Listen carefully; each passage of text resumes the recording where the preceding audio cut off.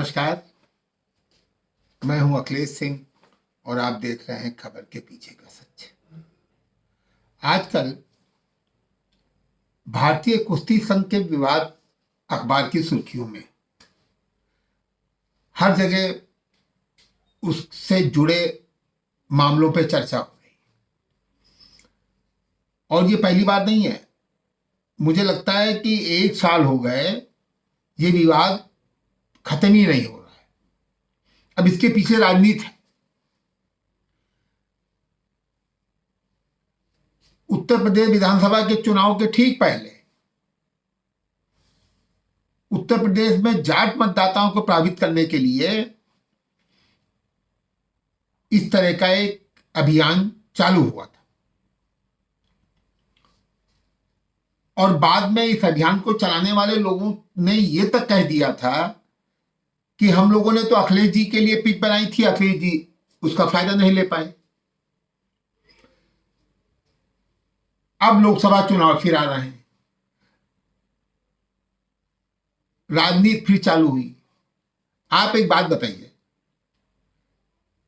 किसी लोकतांत्रिक देश में चुनाव के पहले तक तो सारी बातें जायज हैं, आप कुछ भी आरोप लगा लीजिए, लेकिन अगर चुनाव हो जाए और कोई मतदाता चुनाव जीत जाए, कोई मतलब प्रत्याशी चुनाव जीत जाए, चाहे जिस लोकतांत्रिक पद्धति का चुनाव हो, तो उसके बाद आरोप लगाने का कोई फायदा होता है?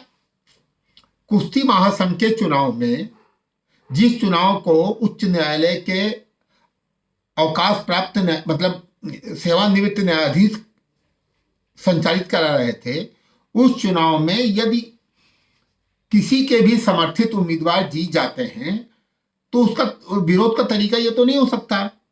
लोकतंत्र में ये जायज भी नहीं है कि आप अपने अवार्ड वापस कर दें, आप आरोप लगाएं, आप धरना प्रदर्शन करें, आप उसको जाति और संप्रदाय से जोड़ें या किसी जाति वर्ग के जाति के खिलाफ एक माहौल बनाएं। ये तो उचित नहीं है। और वो उस समय हो रहा है कि जब राज्यसभा के उपसभापति श्रीमान धनखड़ साहब की मिमिक्री बनाने के आरोप में एक खास वर्ग का मतदाता या एक खास वर्ग बहुत नाराज है। उसे लगता है कि हमारे समाज के एक इतने बड़े व्यक्ति के खिलाफ जानबूझकर उनका अपमान किया गया। मित्रों, बृजभूषण सिंह शरण सिंह कि आप कुछ भी आलोचना कर लीजिए, उन पे कितने भी आरोप लगा लीजिए, लेकिन इसको आप कैसे नकार सकते हैं कि वो व्यक्ति लगातार चुनाव जीत रहा है और चुनाव भी किनके खिलाफ जीतता रहा है? वो लोग जो पूर्वांचल के बहुत बड़े मजबूत लोग रहे, जिनके खिलाफ चुनाव जीतना कोई आसान काम नहीं था, लेकिन एक सामान्य परिवार से निकला हुआ आदमी अपनी ताकत और अपनी इच्छा शक्ति, अपनी मेहनत और अपने संसाधनों, जनता के छोटे छोटे लोगों को साथ लेकर उसने आज अपना इतना बड़ा साम्राज्य खड़ा किया। आरोप प्रत्यारोप तो लग सकते हैं। भारतीय राजनीति में कौन ऐसा व्यक्ति है जो जिस पे आरोप नहीं लग सकते? और न केवल भारतीय राजनीति बल्कि दुनिया के राजनेता, मुझे लगता है शायद ही कोई हो जिस पे लोग, मोदी जी कितने महान व्यक्ति हैं, पूरा जीवन उन्होंने समाज के लिए दिया। प्रचारक के रूप में उन्होंने अपना जीवन का एक एक क्षण, एक एक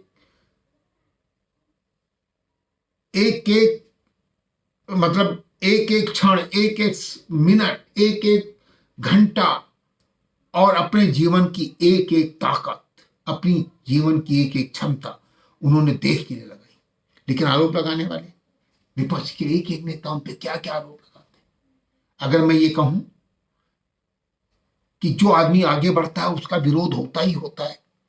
आप जरा कल्पना करिए कि बृजभूषण शरण सिंह जी वो राजनेता है जो सपा से भी चुनाव जीतते हैं, भाजपा से भी चुनाव जीतते हैं, गोंडा से चुनाव जीतते हैं, बलरामपुर से चुनाव जीतते हैं और कैसे ढंग से चुनाव जीतते, और उनके समर्थित उम्मीदवार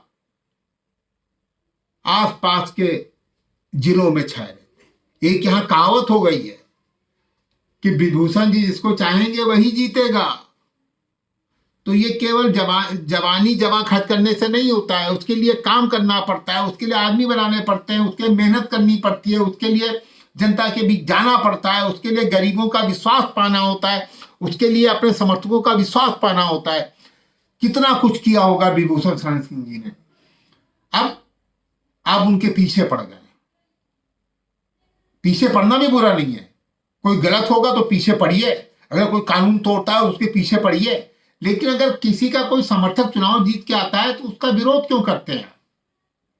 और उस समय विरोध कर रहे हैं जब लोकसभा चुनाव आ रहा है। अरे राष्ट्रीय पुरस्कार वापस कर रहे हैं आप खेल से संन्यास ले रहे हैं, आप ये सब क्यों कर रहे हैं? आपका अगर समर्थन था तो आपको चुनाव जीत के आना चाहिए था। दूसरा, अगर कोई गलत किया है तो उसके खिलाफ एफआईआर कराइए। अभी तक आपने एफआईआर नहीं कराया, साल भर से विवाद चल रहा है। कानून का सहारा लीजिए ना, लोकतंत्र है, कानून का राज्य है, यहां कानून से ऊपर कोई नहीं है। कानून का सहारा लीजिए, न्यायपालिका का सहारा लीजिए। कोई सांसद हो, कोई आज आप देखिए हर स्टेप पे भारत सरकार, खेल मंत्रालय खिलाड़ियों के साथ है, लेकिन आप उनका सहयोग नहीं ले पा रहे हैं। आप पार्टी बन रहे हैं। मैं तो ये कहूंगा, मैं नाम नहीं लेना चाहता, लेकिन जो लोग विभूषण शरण सिंह जी का विरोध कर रहे हैं उन्हें चाहिए था कि वो भारत सरकार का सहयोग लेकर के, न्यायपालिका का सहयोग लेकर के, पुलिस प्रशासन का सहयोग लेकर के, ऐसा कोई गलत आदमी कर रहा है तो उसके सामने सबूत दीजिए और उसको सजा दिलाइए। बजाय इसके ये कहाँ के न्याय हो सकता है कि आप बिना सबूत, बिना एफआईआर, बिना कानूनी कार्रवाई के आप कहें बस उसको जेल में डाल दिए, उसको फांसी चढ़ा दीजिए। भारत एक लोकतांत्रिक संप्रभुता का, कानून का, विधि और न्यायपालिका को मानने वाला देश है। उसी के हिसाब से चलिए, राजनीति मत करिए। विभूषण जी हो या कोई भी सांसद हो, कोई भी जननेता हो, उसको मतलब मीडिया का गलत एक वातावरण बनाकर, एक आर्टिफिशियल एक सिस्टम बना के, एक नैरेटिव बना के किसी को मजबूर मत करिए, किसी को कटघरे में मत लाइए। न्यायपालिका का सहारा लीजिए, और जो गलत होगा, भारतीय न्यायपालिका, भारतीय कानून व्यवस्था पे विश्वास रखिए, भारतीय लोकतंत्र पे विश्वास रखिए, भारतीय नेतृत्व पे भी विश्वास रखिए। इस समय जो दिल्ली में बैठे हुए लोग हैं, जो भारत सरकार के प्रधानमंत्री हैं, जो भारत सरकार के गृह मंत्री हैं, जो भारत सरकार के रक्षा मंत्री हैं, जो उत्तर प्रदेश के मुख्यमंत्री हैं, ये किसी भी गलत काम करने वाले को छोड़ेंगे नहीं, उसको बख्शेंगे नहीं। लेकिन खेल के नाम पे या झूठे आदर्श के नाम पे राजनीति मत करिए। देश को जातियों में मत बांटिए। देश को जाति के आधार पे बांटकर भारतीय लोकतंत्र को कमजोर मत करिए।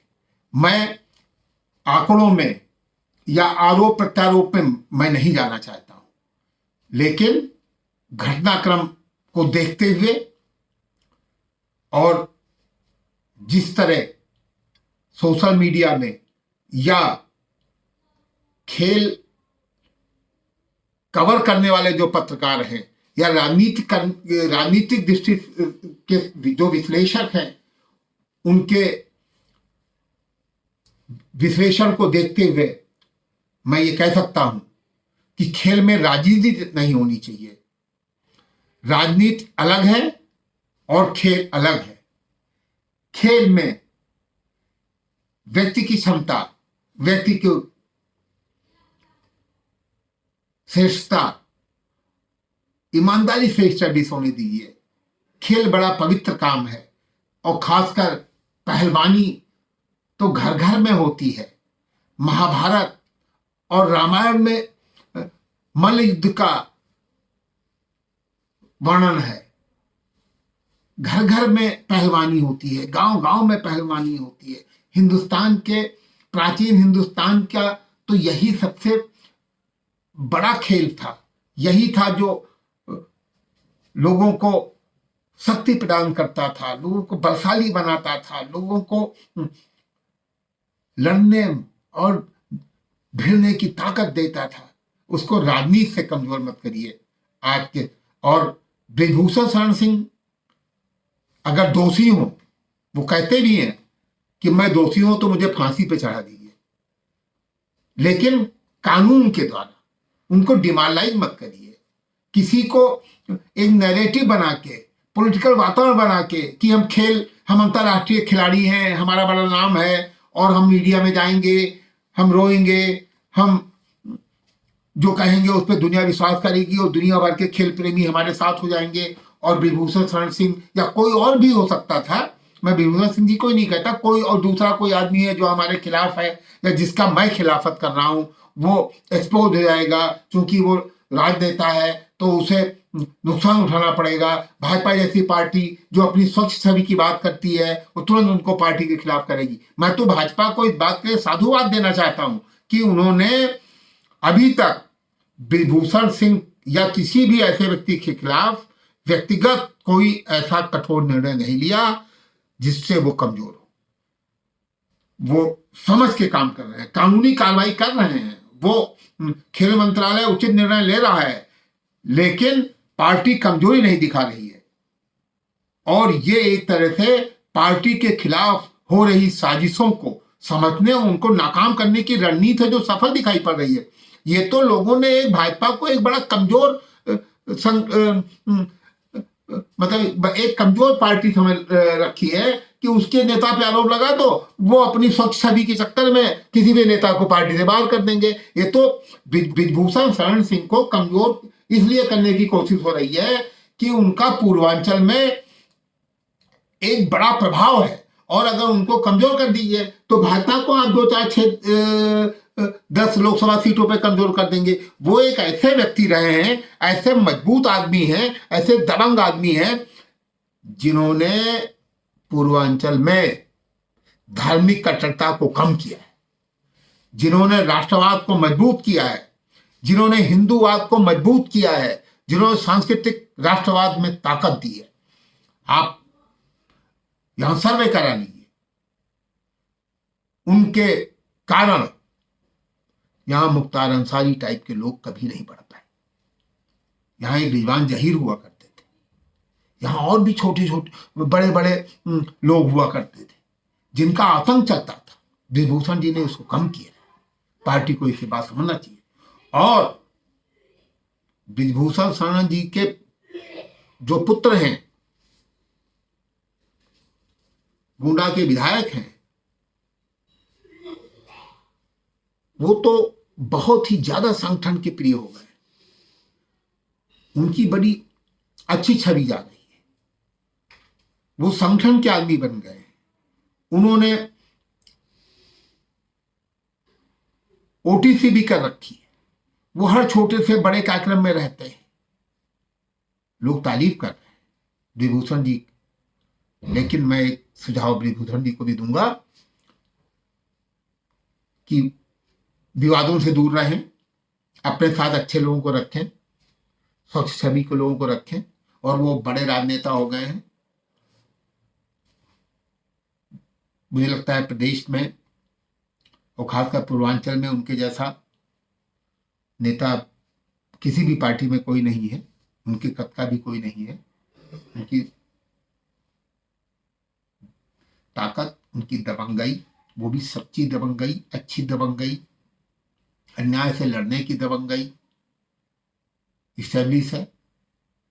तो अब छोटी छोटी चीजों को भूल के, छोटे छोटे स्वार्थों को, छोटी छोटी बातों को भूल के अपना विराट हृदय दिखाएं और